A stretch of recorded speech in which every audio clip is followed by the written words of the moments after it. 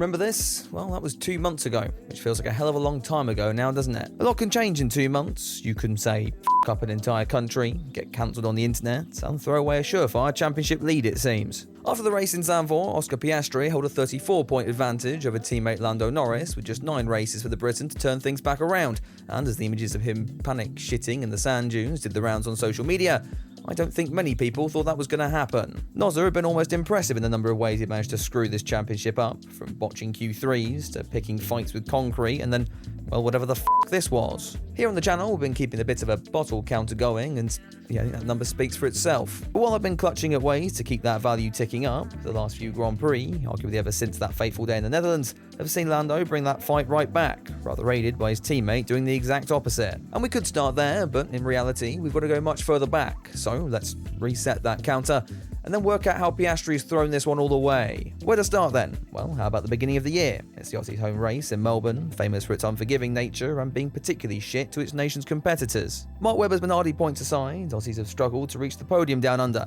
and even when they have, the FIA just find alternative means to rail them in the backside. Yes, that's a Ricardo reference. Yes, it's been 11 years, and no, I'm not over it yet.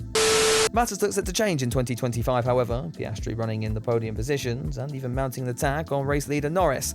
Only then, the rain came down, and everything was about to change. The McLarens, being the first cars to hit the wet stuff, were quick to discover it made driving ever so slightly more difficult, and while Norris got away with this scary moment through the gravel, he'd at least learnt his lesson by the next complex of corners. Oscar Piastri, but not, and fancy putting the 2B Constructors' Championship car on static display for all those at the final corner to see. Now granted, Oscar did manage to battle his way back to P9 by the end of the race, but that's still at minimum a 16-point loss to Norris, which feels kind of important in the current climate. Thankfully for Oscar, he wouldn't let this setback dampen his spirits, going on to take victory in 4 of the next 5 rounds, all while Norris was busy tasting different formulations of tyre barrier. That let Oscar take the championship lead from Saudi and build up a healthy 16-point advantage by the time the sport headed to Imola. And with the 81 car lined up on pole, Nozza P4, matters didn't look like they were going to change much. But then we get to turn 1, and the Aussie finds himself well and truly schooled by Max Verstappen, McLaren looking like they'd placed a Make-A-Wish kid in the cockpit as opposed to an actual Formula 1 driver. Poor timing of the safety car then put the 81 car at risk to Norris, who was able to take the P2 spoils by the end of the Grand Prix, and then we head to Monaco, where the real cracks begin to form. This is a circuit where you've got to have full confidence in your car, and crucially not throw it in a wall while trying to dial yourself in. So you didn't do that, Oscar, did you? Oh, you silly little bitch. People might disagree with me counting this one. It was a practice crash after all, but that put Oscar on the back foot for the remainder of the weekend, which is basically just Saturday, given the Grand Prix is just a parade anyway. Norris, meanwhile, was on another level, taking pole and the win, while Piastri could only muster third behind the Ferrari of Leclerc. Taking that performance into account, I began to make this video, and I'm really glad I didn't finish that one. Spain was a dominant showing from the 81 side of the garage, and while Canada saw an uncharacteristic dip in terms of car performance, Oscar was still able to take home a P4 finish, while Norris got bored of his concrete fetish and attempted to mix in some Piastri anus to spice things up. But with his bottle to end all bottles out the way, the Briton bounced back with a comfortable win next time out in Austria. Piastri second, despite a close battle at the end of the race. Silverstone looked to be a different story though, until it wasn't. Lining up second on the grid, and soon after passing Verstappen for the lead, things were looking rather rosy for Piastri here. Then God thought it would be funny if he just started pissing on everyone. With the safety car about to come in then, Piastri thought he would back the pack up. A little bit too much as deemed by the stewards, and the resulting near miss with Verstappen earned the Aussie a 10-second penalty, dropping him into second behind Nozza here. How fair that was may still be up for debate, but Piastri was quick on the radio to ask the team if they also thought it was uncalled for, then, maybe they could just let the position swap back and allow Norris to lose his home Grand Prix victory. Yet the team were very quick to tell Piastri to f*** off. Norris would take that win then, but have to settle for second as Piastri fought back in Belgium. That form looked set to continue as the sport headed to Hungary, but McLaren's strategy instead saw the Aussie displaced to second in the closing stages of the race. Try as he might, the 81 car couldn't get back past, because whoever designs these racetracks thinks it's a remarkably incredible idea to make them impossible to overtake on. Anyway, that takes us to Imola. No, it doesn't. What the f*** am I talking about? Anyway, that takes us to Zandvoort, 2 months ago from the recording of this video, and to date, Piastri's last recorded victory in Formula 1. Monza would be the Verstappen show, but behind, Lando had the advantage on his teammate from the very start of the weekend. Piastri now infamously handed P2 back to the Briton after McLaren opted to identify as a waste of f***ing oxygen, but really, Nozza had the pace to take that spot back whether Oscar relinquished or not. No bottles there then, so we'll move on to Azerbaijan, where Oscar made up for that by ordering the entire multi-pack of them. First up came his performance in Q3, under pressure to perform, so naturally the perfect time to wedge your car halfway into some tech pro. Lando kept his car on track, though fortunately for Oscar was equally as shit on his final lap.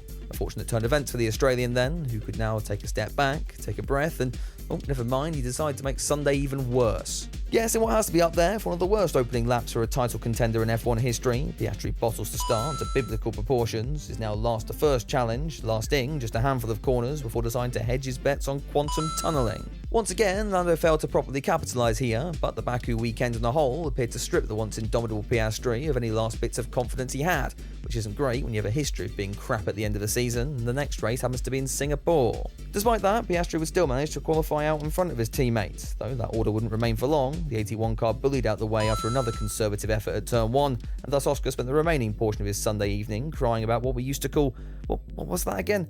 Oh yeah, racing.